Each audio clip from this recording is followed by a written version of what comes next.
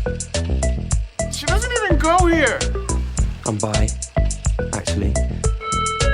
Excuse me. Could the ugly, untalented gays please report to the principal's office? Hi, I'm Kurt Homo, and I'll be auditioning for the role of kicker. Hello! Welcome in, everybody. Thank you so much for tuning in to today's episode of Not So Straight Nerds. I'm your host, Luke. And I'm your host, Alicia. And today, we are talking about Invincible Season 4. Round 4 of trying to start this video.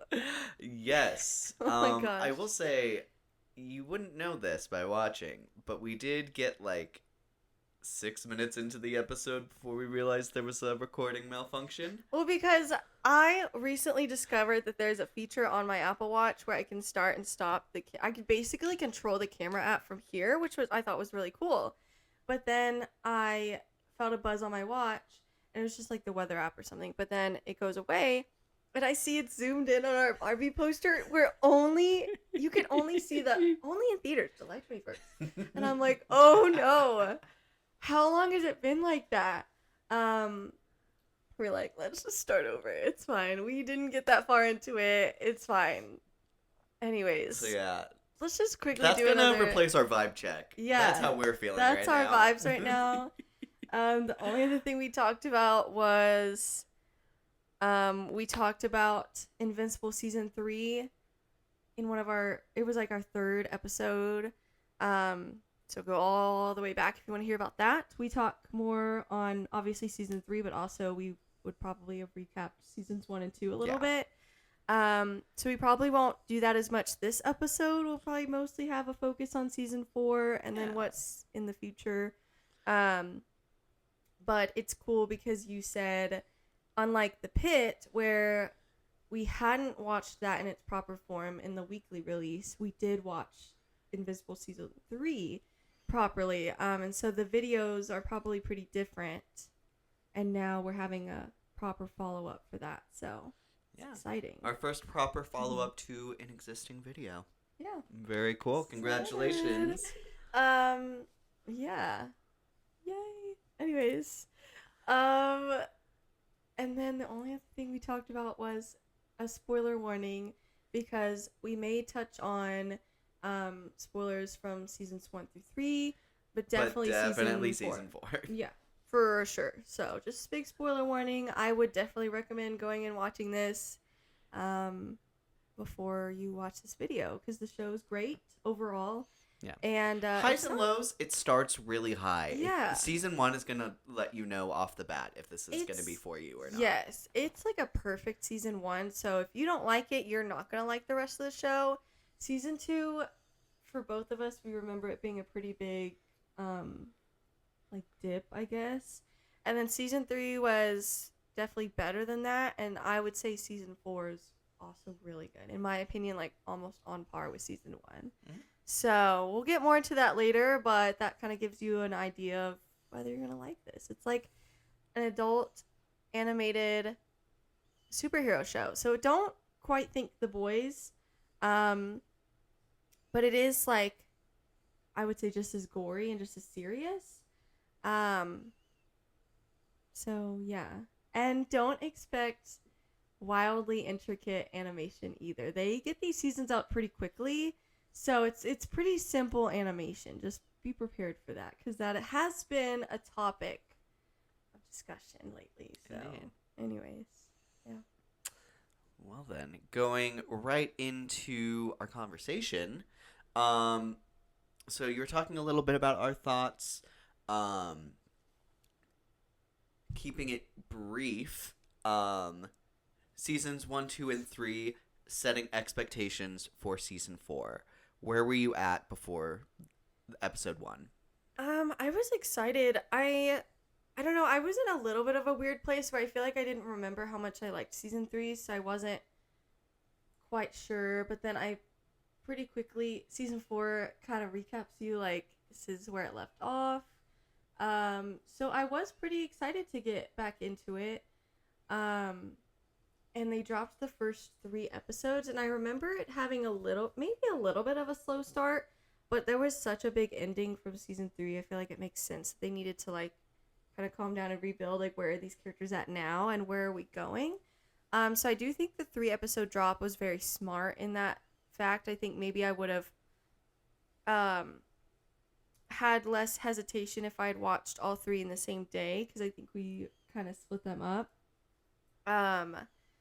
But once we got to, like, the end of season 3 and I saw, like, what they're doing, I'm like, I'm so You mean here episode for 3? it. Episode 3, yes. I was so here for it, and it's not that I disliked the first 3 episodes. I think it was a good choice to release them all together. Okay. That's my opinion on that. So, yeah. Anyways, I love Adam Eve, so I loved that she finally got her badass moment in the finale of season 3. Yes. Finally. Anyways. Yeah. Like you were saying, I think season 1 is like the best you could ask for from this show. Mm-hmm. Season 2, they made really weird script choices that I did not love at all. Mm-hmm. Specifically when it came to Adam Eve, who I think is like showcased really well in season 1. Mm-hmm. She got her own special. Got a special between these 2 seasons, Yeah. and then in season 2, it's basically trying to convince you that she's like inept Mm-hmm. at what she's doing, and I'm like, what are we doing here? And they keep doing horrible things to her. And then there was a huge break in season 2. They come back and it's like they course correct, Mm-hmm. and it's like, oh, people didn't like that. Let's fix that. And it's like, yeah, what did you think was gonna happen? Yeah. Like I'm glad they fixed it, but why did you do that in the first The place? second half of season 2, I think, kind of fixes some of those issues. It goes into season 3 better off the bat than season 2 for me. Mm-hmm. Mark versus Cecil is an interesting conversation. Mm-hmm. I think Mark gets far too unreasonable in season 3, and that was one of our major issues. Yeah. It does still end up being a really great season, though, because a lot of the supporting characters, I think, really pull the weight when Mark is not in the best place as a character. Yeah. It introduces Oliver as a superhero, and that was a roller coaster. It was. You have Robot Monster Girl. Rex ends up sacrificing himself this season. Mm-hmm. They managed to make that feel earned. Yeah. And it also ends in a very interesting place that I want to circle back later, where Earth gets attacked by a lot of marks. Yeah, I think that was our frustration, was it kind of took Mark seeing what other versions of him have done and are capable of, and it took Conquest for him to really realize why Cecil has the potential measures he could take if necessary. Yeah. Why they're needed. And I wish Omni-Man was enough for him to realize that, but I think he just thought, well, I'm not like that, so why are you doing that to me? It's like, that doesn't matter that you're not that right now. One, you could be, potentially, someday. If the wrong thing happens to you, if you're pushed the wrong way, if you go through the wrong thing, you could end up like that. You have the capability of becoming that. And if that ever happens, it's better to be prepared before that happens rather than trying to scramble and prepare when you've already flipped the switch. Yeah. And there are Viltrumites in you, so it's good to have some sort of plan and idea of what you could do to counter that. Counter a Viltrumite. Yeah. And that'll be a discussion for season 5, a big part of it, it seems like. So, yeah, it was frustrating how long it took him to kind of come around to like, okay, I see why you have this. But he did at least get there, so I'll credit him for that. Yeah. Anyways.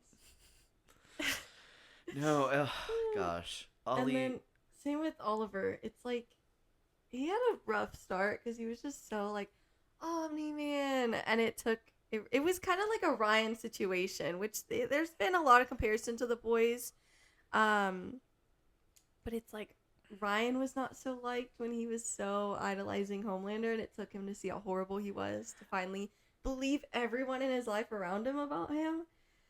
Kind of the same way with Oliver. It's like, dude, everyone's telling you this guy's bad. Well, whatever. You're a kid, and I guess you need to see it for yourself. And at least With you came Oliver around. in season 3, it did a very interesting and I think a really important look. Honestly, it's probably a really good statement on like just assuming your kids are okay. I feel like we recently have talked on this at some of the drama. There was a conversation we had about it, but there's like an underlining assumption that your kids are just okay if you don't see them being okay, but it's and it introduces a really important idea of like how do you teach a kid how important life is, and kind of this idea that you can't just assume that kids are gonna know how things work. And then the point it kind of leaves off in this conversation is like someone else can come in and provide a lot of other details to change how they think about things like that. Yes, there's so many topics about that. That's why it's important. I get that there are children, so you don't want them to even know this thing exists or is a thing. But they're going to find, especially in the age of the internet, they're going to find out. So would you rather them know information and have them talk about it with you, a trusted adult, where you know that your opinions and you agree with them, obviously, because they're yours, versus just leaving them vulnerable from hearing and being influenced by just some random person on the internet? I mean, what would you rather have? It's like they're gonna find out. They're kids, and the internet is very accessible. So just because you don't want them to find out doesn't mean it's not gonna happen. So I feel like it's better to come from you than anybody else. Yeah. And then I think, and also with Oliver growing at such a fast rate because he's part bug, I think he's a very interesting character to kind of explore that kind of stuff with. And ultimately, I really like where he lands, and I also appreciate the arc that he goes through. I think it's all done really well. And I think, like I said, it was such a roller coaster being like, aw, he's what a little kid, but he's so cute, and then he kills people, and it's like, oh no, that's not. We don't do that here. And I think that this season takes him he's officially a teenager now, and it aggressively shows, and it's really funny. He's very fun this season. I actually really like him like this entire season. Absolutely. Expectations. I was hoping Mark was gonna be a little chiller this season, at least with his not enemies. I don't know. Whatever he had with Cecil was just like way too far in season 3. And it's like, dude, you saw what your dad did. You know that there's more of them. Why are we dealing with anything else right now? And he ultimately was a lot more level-headed this season. I was excited to see Adam Eve again. We saw her like kind of at peak power at the end of season 3. And then obviously she gets super hurt. I was very interested to see how she gets back into her game. We'll talk on that later. And then I would say those are like the biggest threads that were left hanging. Oh, and then Nolan officially saying, I'm gonna come back home to Earth. And it's like, ooh, how's that gonna go? About how you expect. Yeah, I agree. I think all of that was handled really well. I wrote down some other best parts. I think the Conquest death, that entire 2 episodes that Mark fights him again, and where that's left off, and then the recovery of him and everyone the next episode, I think were phenomenal episodes. And crazy how now Conquest seems like a really weak villain compared to Thrag. Actually, I can't even fathom how else you defeat Thrag than with the thing where they left off season 4. Yeah, it's a great question. I'm genuinely, I can't see another way to get out of this. So that's gonna make for a really interesting season 5. At least not where they are. Like, I'm gonna say it. The Cosmic Blaster guy, dude, you gotta be doing a little more here, dude. That's true. Yeah. The Cosmic Blast could probably would hurt him, but like, where we at? Like, what's going on? So. Gosh. Yeah, gosh. Thrag was very scary.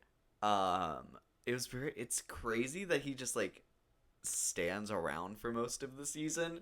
He, like, barely does anything, because he doesn't have to. Because the moment he does, it's like, okay, so we're done. Mm-hmm. Like, there's no way to stop him. It's crazy.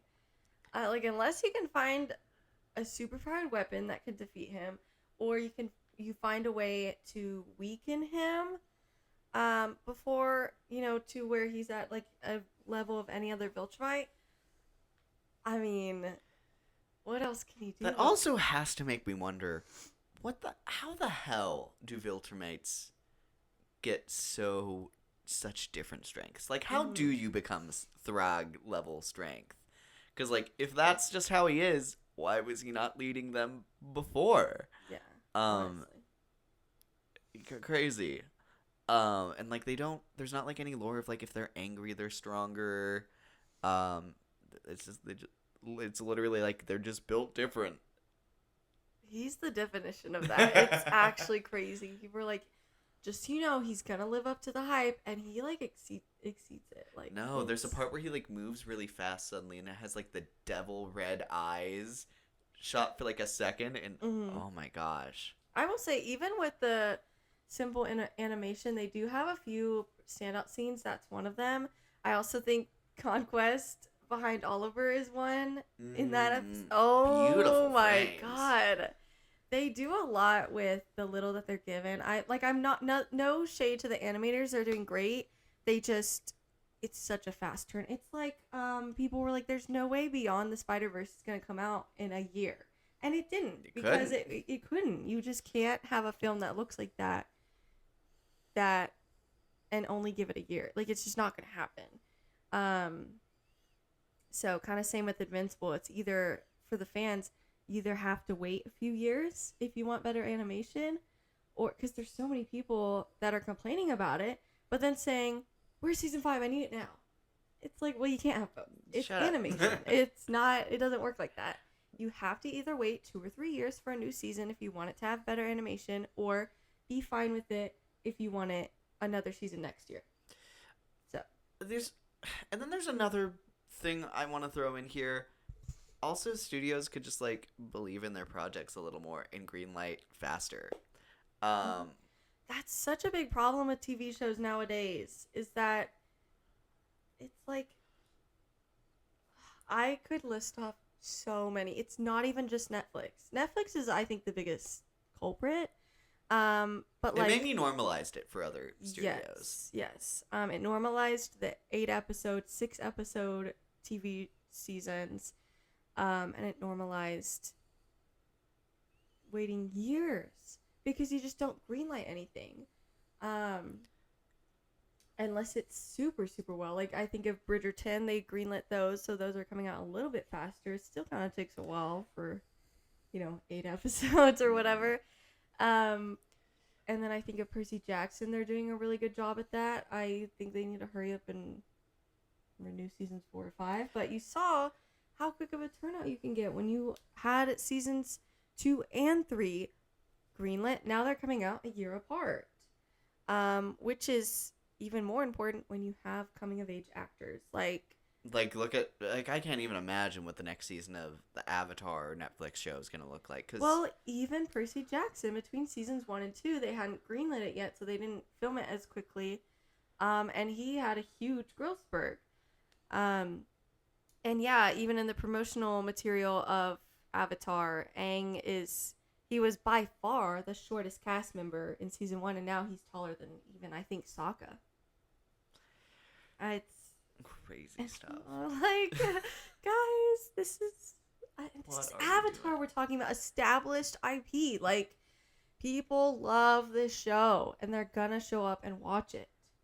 I will say 2 examples I can think of that are kind of breaking that mold right now is I love that the Pit is having some The great Pit. time to work on their stuff. Abbott. Abbott. Only Murders. I'm also gonna throw out Daredevil. I think is in this Yeah. same vein. Mm-hmm. Like we know that they're filming it right now as it's being released. Yeah. And I'm like, Even, more of that, please. Yeah, even X-Men 97 and Spider-Man. What was that one? Adventures with Spider-Man? My Friendly Neighborhood. I'm thinking of My Adventures with Superman. I which- always get oh my those gosh, mixed up. where's season 3? Yes. Anyways, But yeah, those are all good examples of doing it right. And Percy Jackson with seasons 2 and 3 are doing it right. But come on, let's do seasons 4 and 5. It's Percy Jackson. It's doing great numbers. Like, come on. Mhm. Anyways, yeah.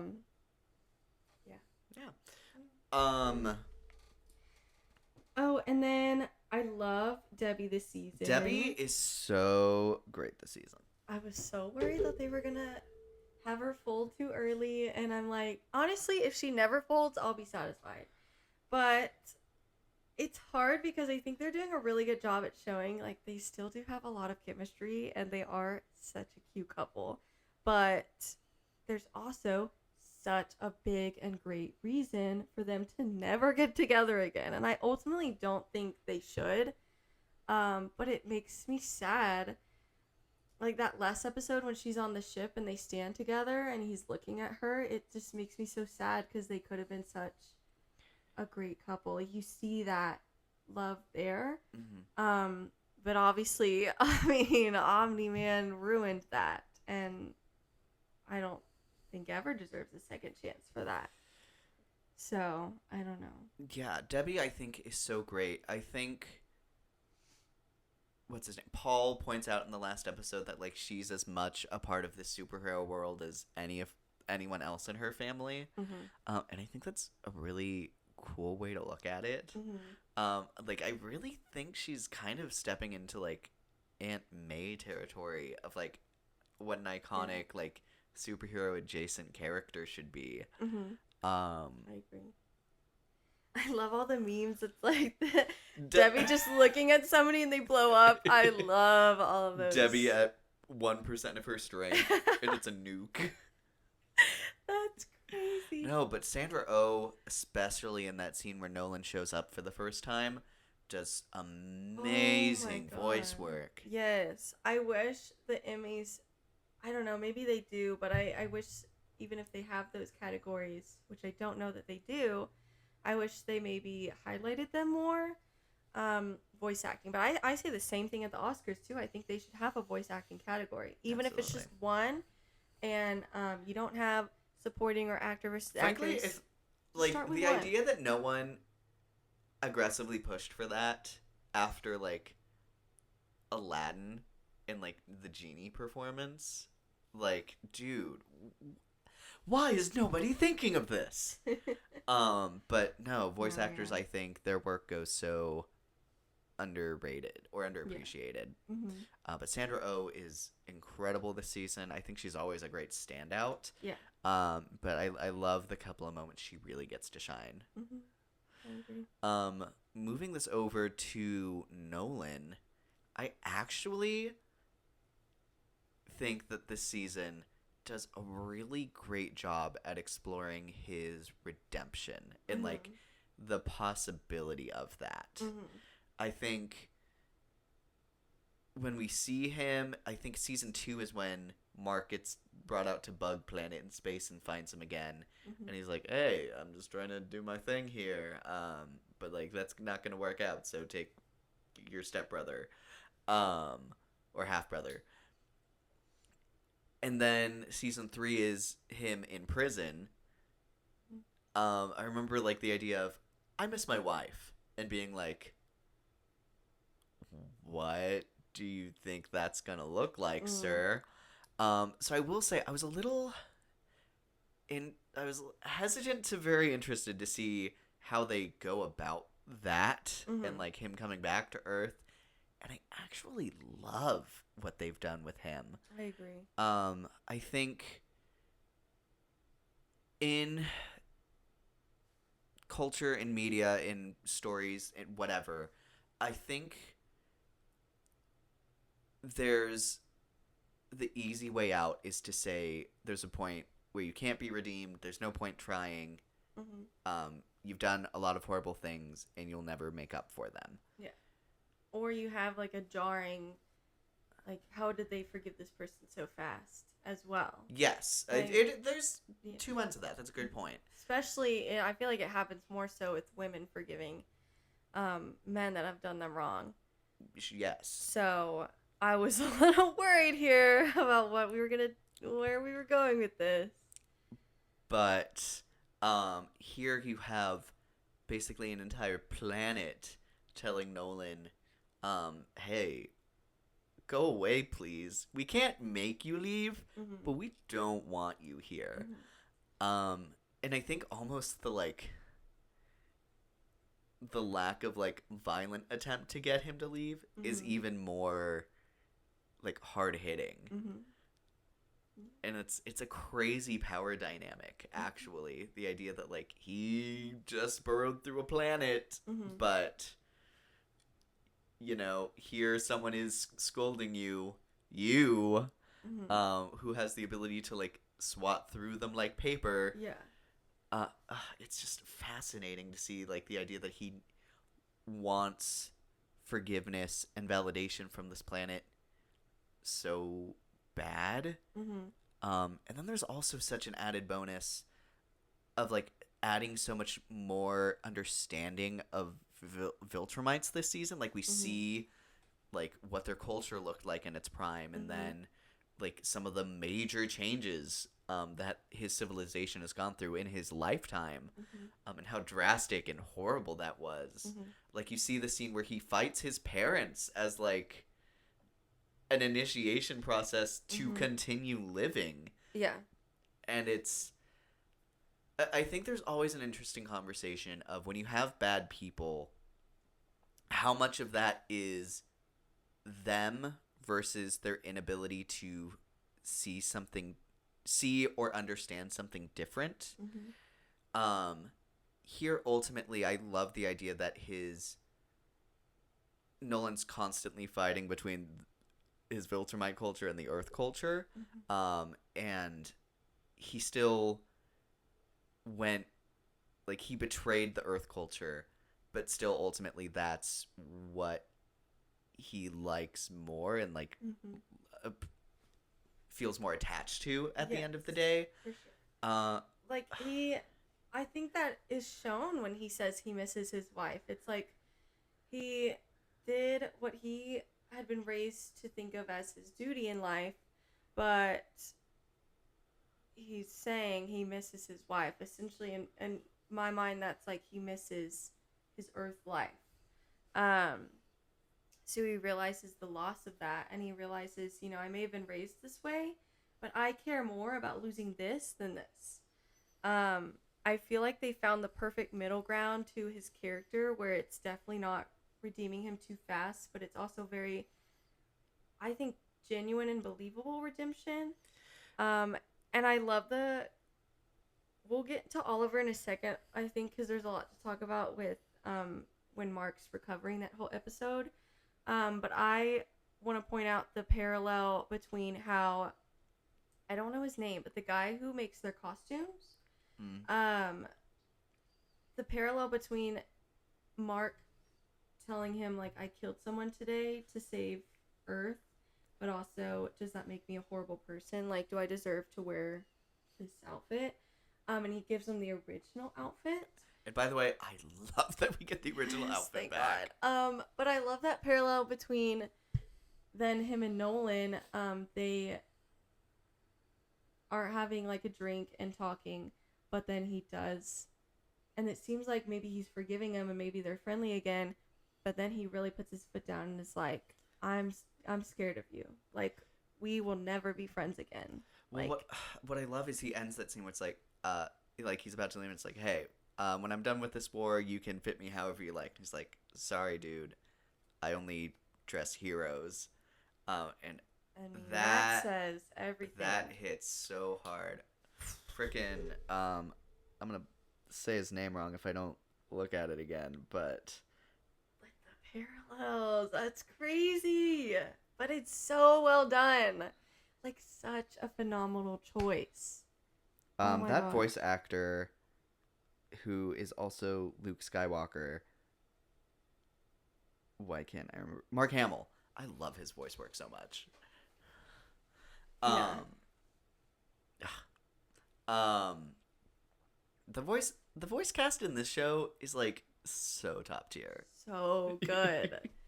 And then what's her name? Zoe, Played by Touch or Zoe. something? Zoe Touch. I forgot her name. Her last name. But I love her, and you don't know her, and it makes me sad. You need to watch Set Up. Set it up. Set it up. Set up. Set it up. No, she's great, and I almost immediately recognized her voice when she was introduced in this show. I keep wanting to say Zoe Deschanel, and that's I also not, keep wanting to say Zoe Deschanel. That's New Girl, but I love her, but that's not the same person. It's fine. Nolan and Oliver. Oh, I think they get like, and that's where it's different than the boys. I mean, he has his like Ryan moment where he's so Omni-Man's my idol. I mean, he literally like the O on his suit is because of Omni-Man. But then he has this moment where he realizes that he's a danger and that he did horrible things to Mark and his mom. And he does flip that switch, and it takes him a long time to turn around from that. It's hard because the timing of it all was horrible. Because it's also when Nolan starts trying to be better. But at that point, he also abandoned Oliver, essentially. And then he comes back to Earth to get Mark and doesn't even talk to Oliver. I mean, that's pretty bad. I mean, he has every right to be super angry. But then he's forced for, I don't know, months, I think, to spend time with just him. What an awkward situation. But, it works out because he ends up coming around, and he's like, I no longer hate you. That's where he's at. Yeah. And maybe even likes him a little bit. So I thought that was so sweet and also very realistic. Like, I don't feel like that came from him being a child. I felt like that was real, and that, like, even if he was a grown adult, like, he still would have made that same decision. It's not like he's naive to forgive him. It wasn't quick. Yeah. I mean, it was a long time, so he had his fair share of, I still hate you. Yeah. No, for sure. Gosh, and like you were saying earlier, Nolan, it just feels like he's coming from such a sincere place. Mm-hmm. It doesn't feel like we're waiting for the other shoe to drop. Like, yeah. I would honestly, actually, I think that would be a very bad and out of character writing decision. I mean, at this point. he destroyed Viltrumite. Like, there's nothing more he could do to turn his back on that culture. Yeah. So it's a very interesting place to be in, where you know that this character has changed. Mm-hmm. The audience knows that. Mm-hmm. But then the question becomes, is there anything he could possibly do? Like, he's saving the universe, the galaxy, from, like, there's annihilation, there's conquering, and then there's worse. There's being just alive to be a breeding ground for Viltrumites. And he's, like, fighting that and doing really well in that fight. Mm-hmm. But is there truly anything that can that ever truly be forgiven? Yeah. And I think that answer is different for every character. And we've seen that. We've seen, Oliver, I think, from what we've seen, fully forgives him and is moving on. Mark, I think, is civil with him, but they're definitely not going to have the same. I mean, he almost killed Mark. So I don't see a world where they're ever, like, buddies again. And I don't think we should. They're no nuclear family. No. And I think the same thing with Debbie. I don't see a world where they're ever a couple again, but I think there are other possibilities if she so chooses, but it's just kind of completely up to her. What I would really love is if the next season, when you have those two in the spaceship going to Oliver. Mm-hmm. I would love for almost like a Guardians of the Galaxy 3 with Star-Lord and Gamora, where it's like, bet we were fun. Yeah, like we were a good couple. It's hard though because they were, but it was never real. They were never as a couple, like in a genuine way. It was always, even if Omni-Man really did like it, he was always playing house, and he was never truly, like, Debbie was never. He was never aware planning of a it. future with her, Yes. and she was. No, and you never had a genuine relationship because she never knew what your intentions were. Even if at any point that changed, she never knew that. So it's never, I don't see a world where they're ever a couple again. I hope we don't see that. I will say, It's fine someone if she wants to move on and be civil with him, kind of like Mark. Fine, I could see her getting there. It's gonna be pretty bad if they ever become a couple again. Like, they're gonna have to really do some work to convince me of that, because I don't see that. I mean, before this season, I would say it's like a hard never. Mm-hmm. After this season, I would say if they are consistent with it as they were with Nolan this season, Mm-hmm. I'm not completely closed off to see if they wanted to explore if that was brought back. Only because apparently eventually they get back together in the comics. Mm-hmm. So I don't know if I was thinking that maybe they cut that off at the head in that scene where he comes back the first time. Mm-hmm. Now that they're going into space together, I don't know. I think they have a door open, and it's. I mean, we'll see. I think it'll have to look really different. But honestly, after this season, I do trust the writing of that, and I do trust that that is where they're building towards, that they'll do it right. I'm no longer scared of that like I was at the beginning of the season. Sure, for sure. So, moving on from Nolan, you put Alan. And let me tell you, Alan!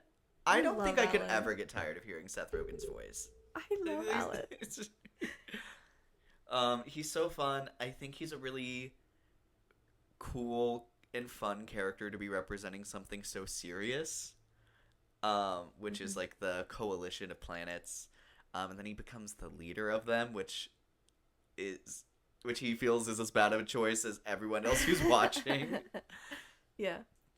I'll be interested to see how long that lasts. I feel like I don't know. We'll have to see if he ends up really liking that role and falling into that role, or if he's like gives it a few more months and then is like, no, this is not for me. Because I think it's okay to be a good person, but that doesn't make you a good leader.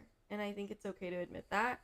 And I feel like it could go either way, where he realizes, yeah, this is not for me. Let's give the role to somebody else. And I'll help in other ways. But I could also see him getting to the point I of could see him learning growing to into be a it. leader. Yeah. Him and Nolan, Yeah. I will say him and Nolan's relationship is really fun to watch. Mm-hmm. Like there's that episode where they just go around the galaxy looking for all of the things that could hurt or kill Viltrumites. Mm-hmm. I thought that was a really fun episode. Yeah. They have like a buddy cops like dynamic, and it's on a cosmic level that's really fun. Mm-hmm. I agree. I want to skip past a couple of these and go to Hell and the Devil and the Fire Lady episode. Dude, the Fire Lady was so cool. I don't know. That's probably not her name, but I don't know how else to refer to her. She was so cool. It was a very like kind of random thing that I don't really see us revisiting, but it was fun. Like, I don't mind being there at all. Mm-hmm. I know, and that really has nothing to do with, or very little to do with, what happens later and what they're leading to. But I have no complaints. That was such a fun. It was giving Scooby-Doo. Like, I don't know. It was giving a really fun, like, one-off episode of Scooby-Doo. Felt like she could be a fun villain that they fight. So, I don't know. And she was badass. She was hard to beat.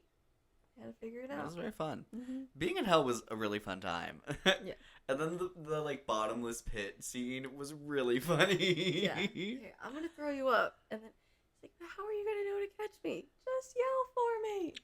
That was so funny.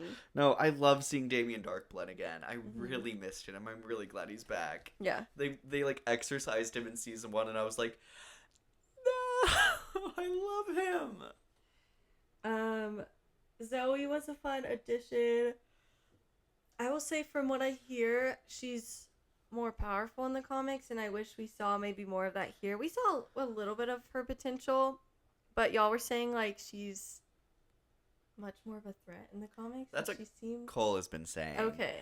I have no idea one way or the other. Mm-hmm. I will say, I think that Zoe as a character is really cute, and I think she's really fun. I think it was really cute when she was stuck on the outside of that ship with Alan, and they were just playing video games. Yeah. It took me a while to get over the weird pompadour fro thing of the suit, where it's just like, dude, why do you just have that on your head? It makes you look like a sheep. Like one of those animated sheep from back at the barnyard or early Disney. Are you looking up that suit? Yes. What are you talking about? I'm so confused. There's just this big circle thing on the top of her head. It's just and what's that for? Yeah, I guess. And it didn't even fire lasers. So what we doing here, gang? I don't know. That is a little funny. I was eventually able to get over that. And I think it was really funny. And they never mention it. And I kind of wish they did. But, of all of the things that are technically a Viltrumite weakness, I find it really funny that she's, the bottom of the list, where it's, technically this can fight a Viltrumite. But God knows that suit would not kill a Viltrumite. And I think it's really funny that... I think it's unfortunate that no one pointed it out, because I think that's really funny after the fact of her being there. Yeah. She's still really smart, and I love that they made use of her being there. Yeah. I wonder what they're gonna do with her character though in the future. I don't know. I mean, you still have Viltrumites out there to be fought, and she's still apparently up there as one of the I want to see an Adam Eve situation where I want to see an upgrade. I would agree. I feel like there's more to be done with this character, I think is where I'm landing. But she's fun. Yeah. Viltrumite lore we talked. Sequids! Oh my gosh. I love having the Sequids come back every time they do. I think they're so fun. Here I think was maybe my favorite time of seeing the Sequids. Yeah. It was very dramatic. You have all of the Guardians of the Globe are all there, and that's maybe the only time we get to see them all there. It's one of 2 scenes this season. It's that, and then when the attack happens from the other world. But I really loved the stakes of this one. And then it ends on such a dramatic note. And it's very interesting to see where everyone kind of takes away from Mark having to kill a civilian. Well, I wonder, because as an audience member, it really did seem like he had no other choice. He could have not killed this guy, but then it would have destroyed Earth. I really could not see another way of getting out of that. Even if that still obviously is going to heavily affect him. But I wonder if that was intentional to parallel season 5 and that discussion of, do we have another choice but to release this virus? Is there another way to get out of this? That's a really great point. Because obviously Mark is probably not going to be, enthusiastic to release the virus. I'm sure he'll find out at some point and be against it. Especially because I'm sure they're going to keep it from him as long as they can. But then you have the reminder, well, you didn't have a choice with this guy. What other choice do we have? And I kind of hope that's what they're leading to. I want to have that discussion.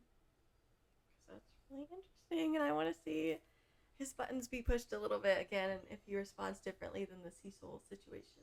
Wonder if he learned from that and how he would handle that second time around. Mayhaps. And then Telia.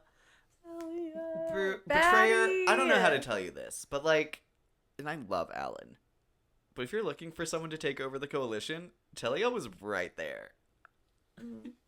No, actually. No, she's super... she's more serious than Alan. I feel like she's a really good grounding force for him. I love how she just randomly takes over the Star Trek parody and just becomes the captain of that ship. And we just found out before we started this episode, voiced by Tatiana Maslany. And oh my gosh, what a talent. I think she does such fun work here. Oh, I think she needs to look at doing more voice acting because she knocks this out. Job. I agree.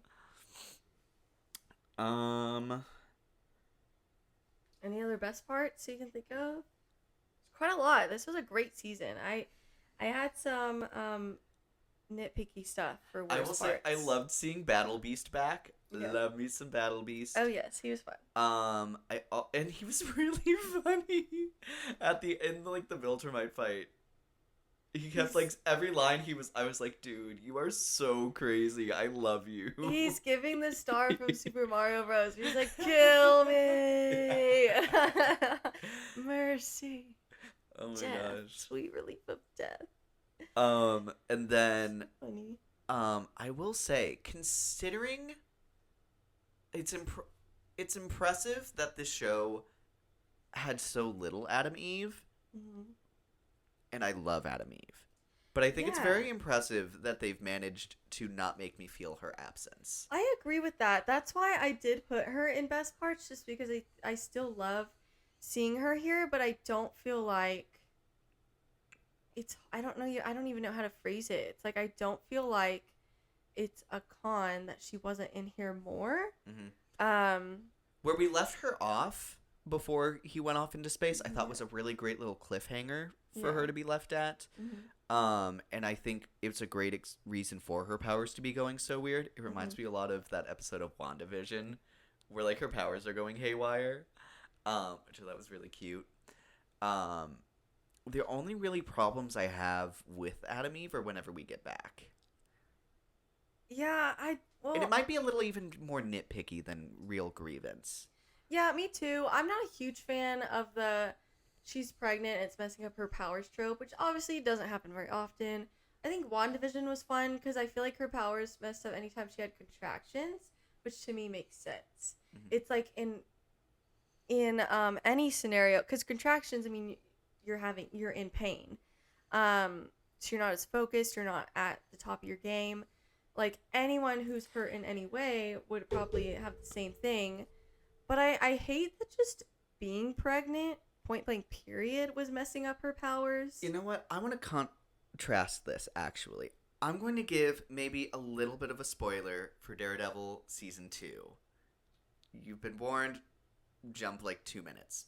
But Jessica Jones was introduced. And she randomly, after having a kid, has her powers kind of come and go. And I think that's really weird, random, and borderline, what? I don't get the purpose of that. Yeah. I think here there's an interesting idea being had. Because I do think there's something with pregnancy. I think, like, during that period, and I hate, maybe bad place for me to be as a man talking about pregnancy, but I think there's something really cool to be said specifically with Adam Eve in the idea that she like can warp and make anything. And maybe I wish it was maybe highlighted or like in this framed this way, but the idea that like she's like her power is to make anything, and now she's making baby. And like the power of being a mother and like what a big deal that is. And like there's something to be said while the baby's in there of like your body does change. Yeah. I think you do have to be very careful with that. Yeah.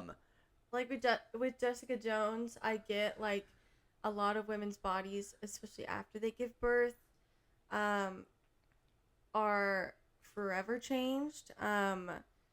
Like some people, they have a lot more stretch marks, or like I don't know, this is probably not the right word to use, but like obviously your belly grows, and so not only do you have more stretch marks, but sometimes it doesn't quite go back, sometimes there is extra like skin loose. Sorry, I don't know how better to phrase Getting that. a little clinical.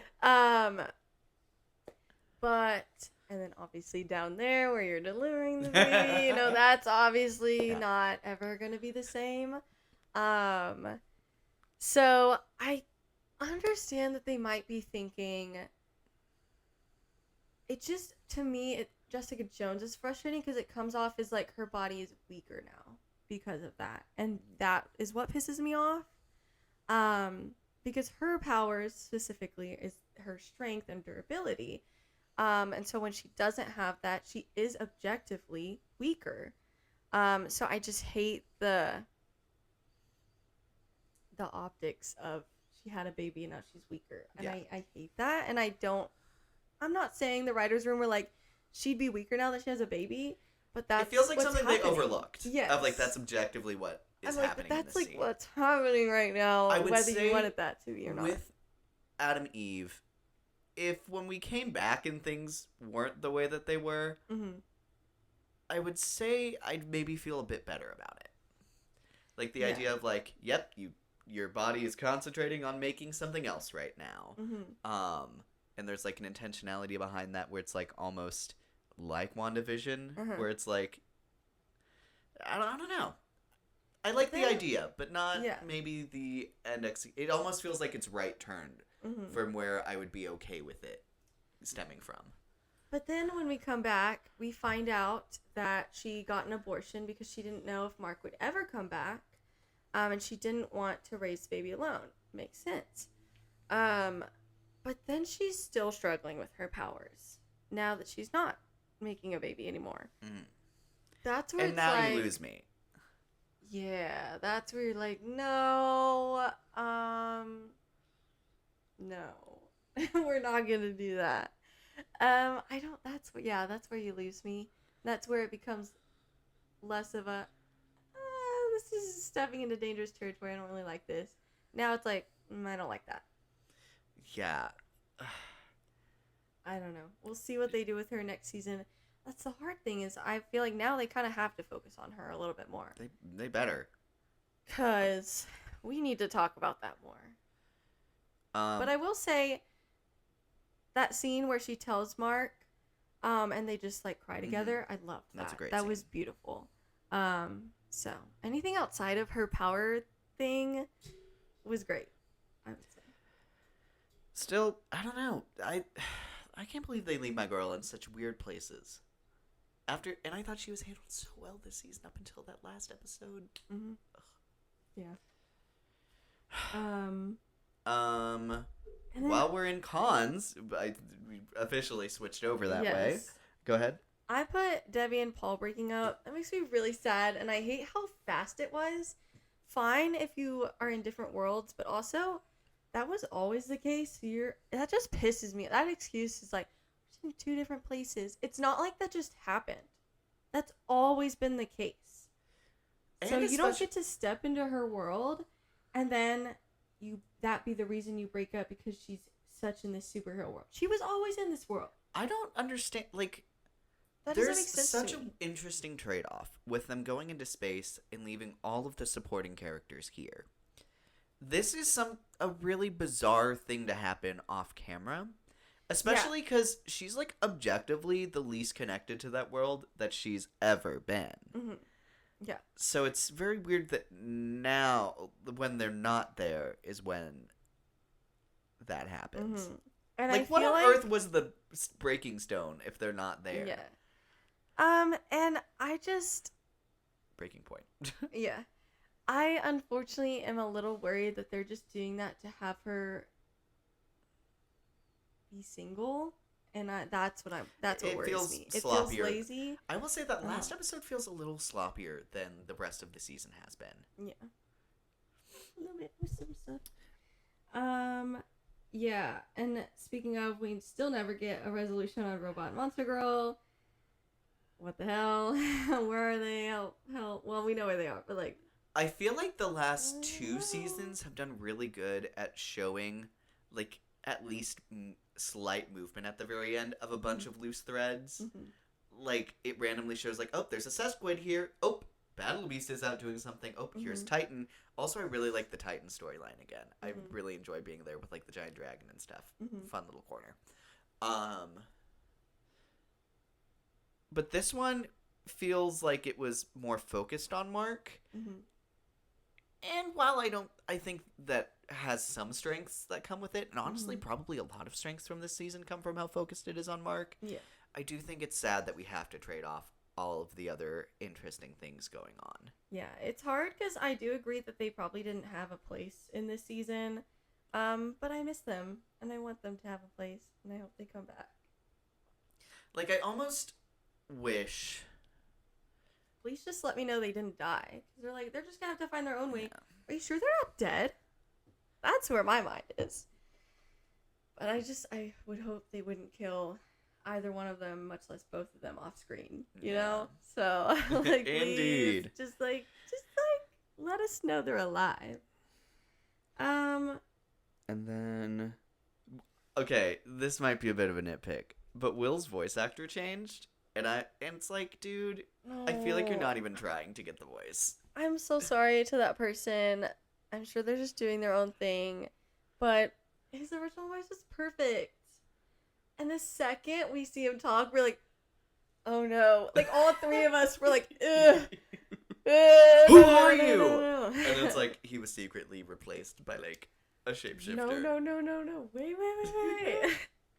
No, all three of us immediately were like, no. Rejected. X. No, that's crazy. And then I will say, when I'm watching this show, the animation does not stick out to me as bad. I fear the internet is doing what the internet does and is trying to ruin things for people. I did see, I was shown some clips from season 1, and oh my god, season 1's animation. I mean, but they had more time to work on it. They had more time. And so it is what it is. If they're going to come out this quickly, fine. But, I mean, you just have to know that it's going to be simple animation. So you just can't have both. You gotta, and they have to make that decision. Are they okay making the audience wait 2 or 3 years? I mean, either way, I think the audience is going to complain. So it's just kind of what they want to do. Yeah. Do they care more to get seasons out quicker? Or do they care about the animation more? And I don't think there's a right answer. I think it's up to them. Because, again, still, a audience is gonna great be season unhappy. of Yeah. animated television. yeah, I agree. And, like, this season still has beautiful shots, like you were saying. Like, there's Yeah. the Conquest behind Oliver shot. There's Mhm. the Destroying Viltrum shot. Mhm. I'm trying to think if there was any other really good ones. Like, I think all of the Conquest second fight. Like, bro, it can still look really gorgeous. Yeah. And the character designs are really fun, which I think hide maybe any lapses in crazy animation quality to me. Yeah. Because I'm always like, ooh, I'm enjoying watching you. Yeah. Yeah, I agree. I can't really think of anything else. But oh my gosh, Destroying Viltrum was so gorgeous. Mm-hmm. And I think that's maybe all of my worst parts. Yeah, me too. I next wanted to ask. So I remember because I was late to Invincible season 1 and The Boys, which was a couple seasons in at that point. So I remember when those were coming out, they both were being kind of championed as like adult superhero content that was like really well done and executed. Yeah. Which, to be fair, both season 1s were really good. Yes. So I can see why people were saying that. With where season 4 of The Boys through where currently season 5 we're at, we have different feelings comparing Invincible versus The Boys. Oh, yeah. And I would say Invincible's- aggressively so. Invincible's doing much better. than The Boys right now. Especially with the news that Gen V just got canceled. Like, everyone's like, at this point, you know, they're just thrown to the side because all they're doing now is setting up for their prequel show about Soldier Boy and Stormfront. Why is that even gonna be a thing? Anyways, so I think people are rightfully really upset and just kind of over it. I think a lot of people are gonna just finish out season 5, if that, and just be done with it. Well, because you can't come back to Gen V. They don't have a choice in that. And a lot of people don't want the prequel that they're talking about. So it's kind of just over. With The Boys, I've always had the thought, like, before I got into it, one of the main reasons that was keeping me from watching it was always like, so you're making fun of these existing superhero characters, and, like, then what else are you offering? Like, yeah. You're doing... If it's just a parody... If you're just doing, like, a Mad TV sketch, then, like... I will say seasons 1 through 3, I think, have some really great content, like, substance as well to them, which I was very happy to find out. Season 4 and then season 5 almost felt like it was going in the right direction, and then it has lately seemed not the case. Where it's just kind of sacrificing that making fun of superhero being super gory and explicit is like the forefront instead of like storytelling and doing something interesting within that space. Where I feel like Invincible, obviously they have a lot of characters that are, you know, parodies or references to big comic book characters. And it is gory, it is adult, but it's bringing a lot of its own lore, its own thing. Like, it's not a parody. Like, it may have some one-off things, some characters, but it's like the entire show is, the concept is not just like copying and parodying. Yeah, like it's its own show, it's its own story, it's its own thing. And even Marvel versus DC, they do that themselves, where they have very similar characters, and sometimes they make fun of that. So that's really nothing new. So it's refreshing that Invincible does that, and it's adult and it's gory, but they bring a lot of their own lore to it, and really good, interesting lore too. Yeah, so. It has a much longer lasting effect than The Boys does. For sure. And maybe there's, I don't know, it's interesting, because I feel like the heart difference is like the difference between, like, obviously there's a lot more corporate tie-in with what The Boys is trying to do. They're trying to do very different things, so it's definitely not a 1v1 comparison. But I don't know, I feel like the character work in Invincible feels a lot more intentional, and it's I agree. I don't know, just an interesting thing. It might be invalid or anything to compare these two shows. They are aggressively different, but I do think they sit in the same space. Yes, for sure. Especially with them both being released at the same time by Prime Video, which is, I think, a crazy choice. Yeah, wild choice.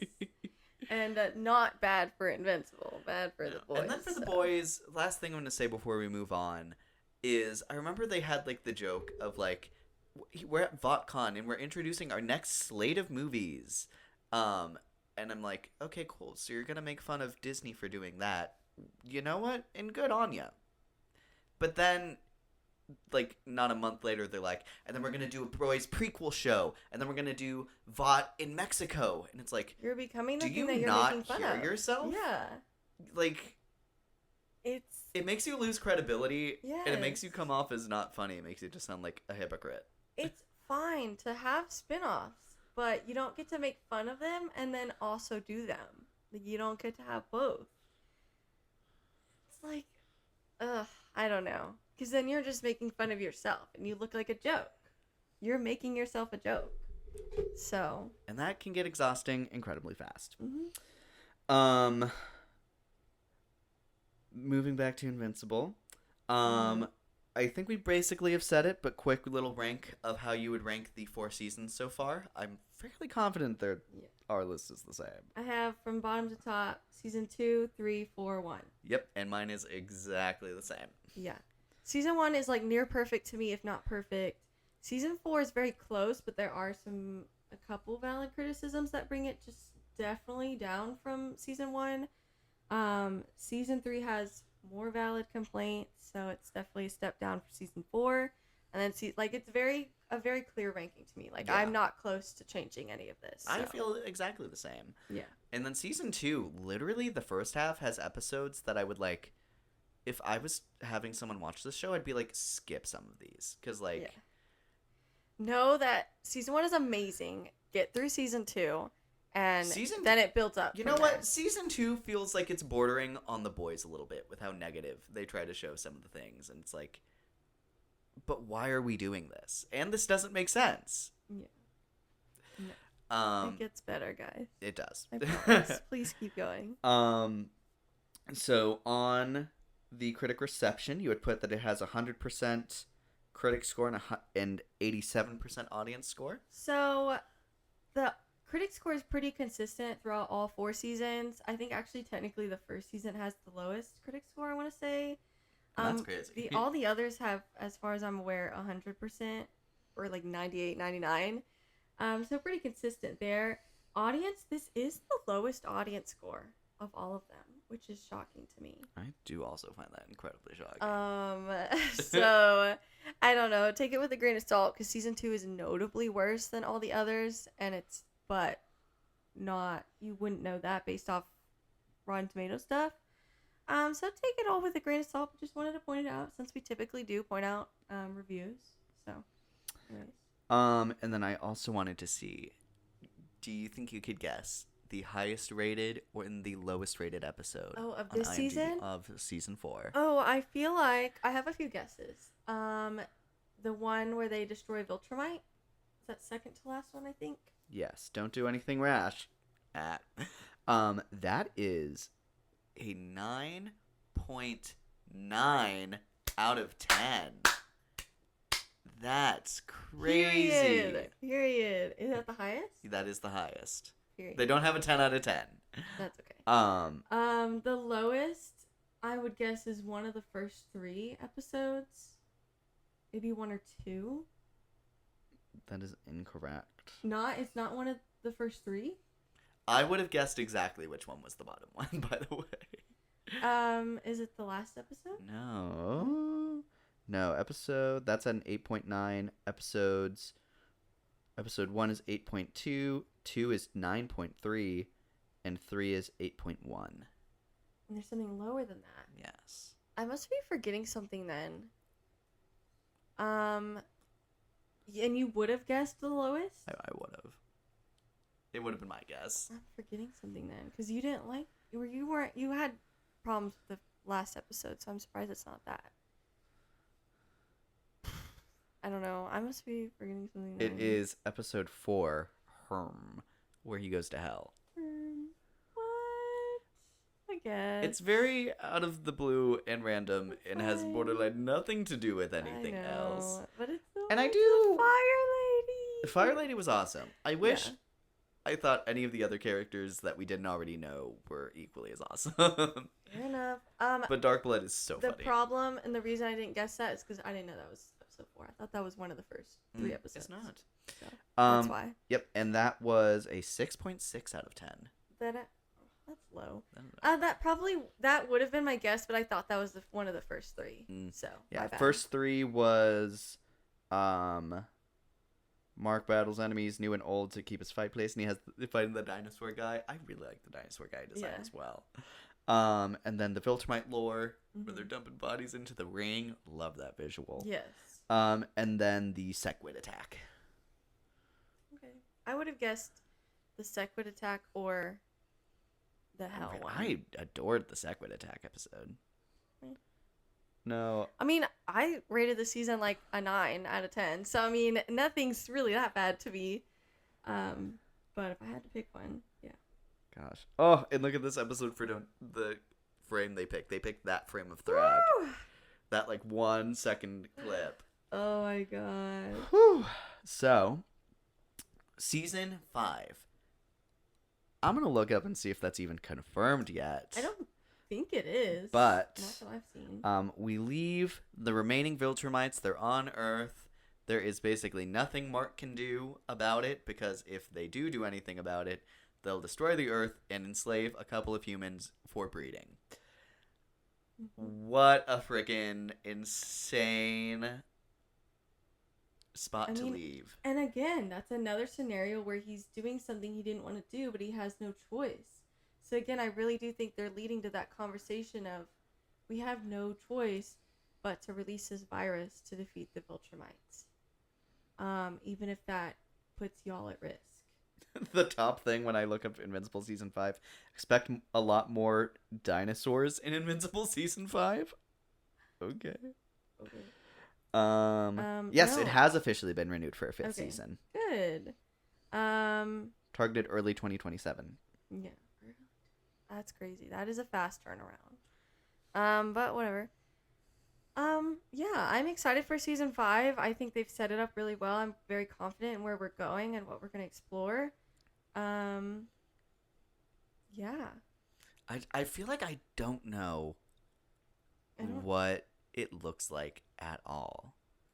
I don't either. I mean, obviously we know some conflicts. They're going to go, Debbie and Nolan are going to go get Oliver. Hopefully Oliver's going to heal and come back at some point in the season.